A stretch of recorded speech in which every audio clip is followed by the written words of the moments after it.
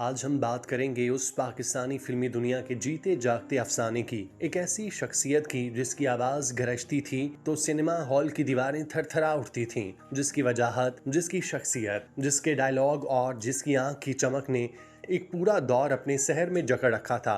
वो सिर्फ विलन नहीं था, वो सिर्फ हीरो नहीं था, वो एक अहद था। उसके आने से फिल्म में जान आ जाती थी, उसकी मौजूदगी फिल्म की कामयाबी की जमानत समझी जाती थी। और आज वही लेजेंड, वही बावकार, वही दबंग मुस्तफ़ा कुरैशी अपनी बीवी की कब्र पर बैठा धाड़े मार मार कर रो रहा है। आज वही चट्टान सा मजबूत मर्द जिसकी आवाज से विलन कांपते थे, जिंदगी की सबसे बड़ी जुदाई के सामने टूट चुका, आज वो फिल्मी दुनिया के सितारे से नहीं बल्कि मोहब्बत, तन्हाई और याद के उस लम्हे से जुड़ा है जो हर शख्स को झंझोड़ कर रख देता है। ये एक उम्र की मुसाफत थी जो वफा की कहानी थी, वो वफा जो किसी फिल्म की कहानी नहीं बल्कि हकीकत की जमीन पर सांस लेती है। मुस्तफ़ा कुरैशी की बीवी मरहुमा रुबीना कुरैशी, जो खुद भी एक मारूफ गुलकारा और फनकारा थीं, उनकी जिंदगी का वो हिस्सा थीं जो न सिर्फ उनका सहारा था बल्कि उनका फख्र थीं। जिंदगी के तवील सफर में दोनों ने एक साथ वक्त गुजारा, फन के मैदान में साथ काम किया, एक दूसरे के दुख सुख में शरीक रहे, और जब कुदरत ने उन्हें जुदा किया तो मुस्तफ़ा कुरैशी की दुनिया जैसे खाली हो गई। अब वो अक्सर कराची में वाक़ई अब्दुल्ला शाह गाजी के मज़ार के हाथे में मौजूद अपनी अहलिया की कब्र पर जा बैठते हैं। वहीं घंटों बैठे रहते हैं, ना शोर ना हुजूम, बस खामोशी में लिपटा एक ऐसा लम्हा जहां वो खुद को सिर्फ अपनी रुबीना के करीब महसूस करते हैं। ना उन्हें वक्त का होश होता है, ना मौसम का, बस एक अजीब सी कैफियत होती है, जैसे कोई दरवेश मुराकबे में हो। वो कब्र के आसपास बैठे दुआएं पढ़ते हैं, आयत का विर्द करते हैं, और कभी कभार तो ऐसा महसूस होता है जैसे वो किसी और दुनिया में जा पहुंचे हों, जैसे वक्त थम गया हो और मोहब्बत का रिश्ता जिसे मौत भी खत्म ना कर सकी वहां मौजूद हो। मुस्तफ़ा कुरैशी ने एक यूट्यूब इंटरव्यू में अपनी इस जज्बाती कैफियत का इजहार किया। उनका कहना था कि रुबीना कुरैशी की तदफीन के वक्त सिंध हुकूमत ने महकमा औकाफ को 5 लाख रुपए अदा किए थे ताकि उन्हें अब्दुल्ला शाह गाजी के मज़ार के हाथे में दफनाया जा सके। लेकिन मुस्तफ़ा कुरैशी ने इस बात पर भी सवाल उठाया, आखिर एक फनकार की कब्र के लिए ये पैसे क्यों, और क्या वाकई ये रकम महज एक जेब से निकलकर दूसरी जेब में नहीं गई। उन्होंने बताया कि उन्होंने खुद अपनी कब्र की जगह भी इसी अहाते में मुख्तस कराई है, क्योंकि वहां सिर्फ एक ही जगह बची थी, और अब वो जगह जहां रुबीना कुरैशी आसूदा खाक हैं, मुस्तफ़ा कुरैशी का भी आखिरी पड़ाव बनने वाली है। उन्होंने इस जगह पर एक सादा सा पत्थर लिखवाया है जिस पर लिखा है, जगह मुख्तस बराए मुस्तफ़ा कुरैशी। ये जुमला बज़ाहिर मुख्तसर लेकिन दिल में हलचल पैदा कर देने वाला है। ये सिर्फ एक ऐलान नहीं, एक अहद है कि जब वक्त आएगा तो ये आशिक अपनी माशूक के पहलू में उसी मट्टी तले सोएगा जहां वो बीवी सो रही है जिससे उसने जिंदगी भर वफा की। मुस्तफ़ा कुरैशी आज भी उनकी कब्र पर जाकर आंसू बहाया करते हैं, उन्हें हमेशा अपनी यादों के दरीचों में महफूज रखते हैं। दिलचस्प और काबिल गौर बात यह है कि मुस्तफ़ा कुरैशी ने महकमा सकाफत से साफ इनकार किया कि उनकी कब्र के लिए कोई सरकारी पैसा न दिया जाए। उन्होंने कहा, मैं अपनी कब्र के लिए खुद रकम दूंगा, लेकिन ख्वाहिश है कि मुझसे ये पैसे भी ना लिए जाएं और ना ही किसी फनकार से लिए जाएं, क्योंकि ये लोग अपनी सारी जिंदगी फन के लिए वक्फ कर देते हैं। कम से कम मौत के बाद उन्हें एहतराम तो देना चाहिए। ये अल्फाज सिर्फ शिकायत नहीं, एक तल्ख हकीकत है जो हमारे मुआशरे की बेहिसी को बेनकाब करते हैं। मुस्तफ़ा कुरैशी जैसे फनकार जिन्होंने पूरी ज़िंदगी मुल्क की सकाफत, सिनेमा और ज़ुबान की खिदमत में लगा दी, आज अपनी आखिरी आरामगाह के लिए भी खुद लड़ रहे हैं। ये उनकी अजमत की निशानी है कि उन्होंने कभी शिकवा नहीं किया, कभी एहसान नहीं जतलाया, बल्कि अपनी मोहब्बत को अपना अकीदा बनाकर निभाते चले जा रहे हैं। रुबीना कुरैशी 2022 में इंतकाल कर गई थीं, लेकिन उनका वजूद, उनकी आवाज़, उनकी मौजूदगी आज भी मुस्तफ़ा कुरैशी की ज़िंदगी का हिस्सा है। वो उनकी कब्र पर सिर्फ यादें ताज़ा करने नहीं जाते बल्कि वहाँ जीने जाते हैं। शायद उस मकाम पर ही वो खुद को मुकम्मल महसूस करते हैं। उनकी बातों से, उनकी आंखों से, उनके अंदाज से ये साफ नजर आता है कि वो अब इसी लम्हे का इंतजार कर रहे हैं जब वो रुबीना के पहलू में दफन होंगे और दोनों की मोहब्बत मट्टी में कायम रहेगी। ये दास्तान सिर्फ एक मशहूर अदाकार की जिंदगी का बाब नहीं, ये मोहब्बत की महराज है। ये उन ताल्लुकात का जिक्र है जो ना शोहरत के मोहताज होते हैं, ना वक्त के पाबंद, ना ही दुनियावी रिश्तों की हदूद में बंधे होते हैं। मुस्तफ़ा कुरैशी की मोहब्बत एक ऐसी मिसाल है जो आने वाली नस्लों के लिए मशरे राह बन सकती है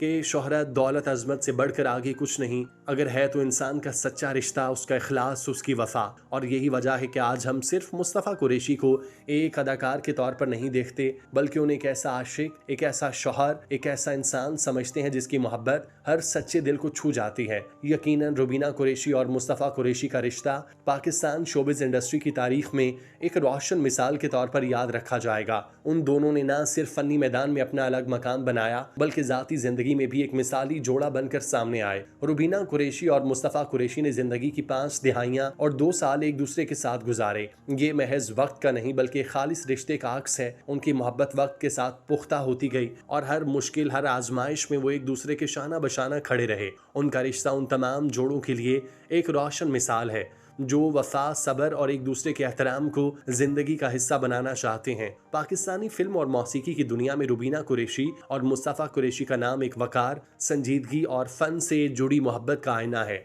जहां मुस्तफ़ा कुरैशी ने अपनी शानदार अदाकारी से फिल्मी दुनिया को मुतासिर किया, वहीं रुबीना कुरैशी ने अपनी सुरीली आवाज़ से दिलों पर राज किया। इन दोनों की फ़नी शनाख्त अलग थी मगर एक दूसरे के काम और शख्सियत का वो दिल से एहतराम करते, जो आज के दौर में बहुत कम नजर आता है। उनकी सबसे बड़ी कामयाबी उनका खानदान है। उन्होंने न सिर्फ अपने बच्चों की बेहतरीन तरबियत की बल्कि उनमें इखलाक, अदब, खानदानी इक़दार और सच्चाई जैसे जौहर मुंतकिल किए। उनका घर एक पुरसुकून और मोहब्बत भरा माहौल पेश करता था जहाँ न सिर्फ फ़न की कदर की जाती बल्कि रिश्तों को भी भरपूर अहमियत दी जाती थी। यह कहना गलत ना होगा कि रुबीना और मुस्तफ़ा का साथ ताहयात रहा। ये ताल्लुक सिर्फ निकाह के कागजों तक महदूद न रहा बल्कि रूहानी, जज्बाती और अमली तौर पर एक सच्चा रिश्ता बन गया। उनका साथ ये सिखाता है कि जब दो लोग एक दूसरे का एहतराम, मोहब्बत और बर्दाश्त करते हैं तो वक्त, उम्र, शोहरत या हालात कुछ भी इस रिश्ते को तोड़ नहीं सकते। रुबीना और मुस्तफ़ा की जिंदगी सिर्फ एक जोड़े की कहानी नहीं बल्कि एक सबक है। ये सबक कि सच्ची मोहब्बत, कुर्बानी और रिश्तों की कदर करने से एक खूबसूरत जिंदगी मुमकिन है। इनका सफर इंडस्ट्री के दीगर फनकारों के लिए एक मिसाल है और आम लोगों के लिए भी कि वफा अभी जिंदा है और रिश्ते अभी भी निभाए जा सकते हैं। अदाकार मुस्तफ़ा कुरैशी गुज़श्ता कई महीनों से इस सूरत हाल का शिकार हैं जिसमें वो बारहा अपनी बीवी की कब्र पर जाकर ज़ारो कतार रो चुके। अव्वल से चंद साल कबल उनकी मौत की खबर ने उन्हें झंझोड़े रखा।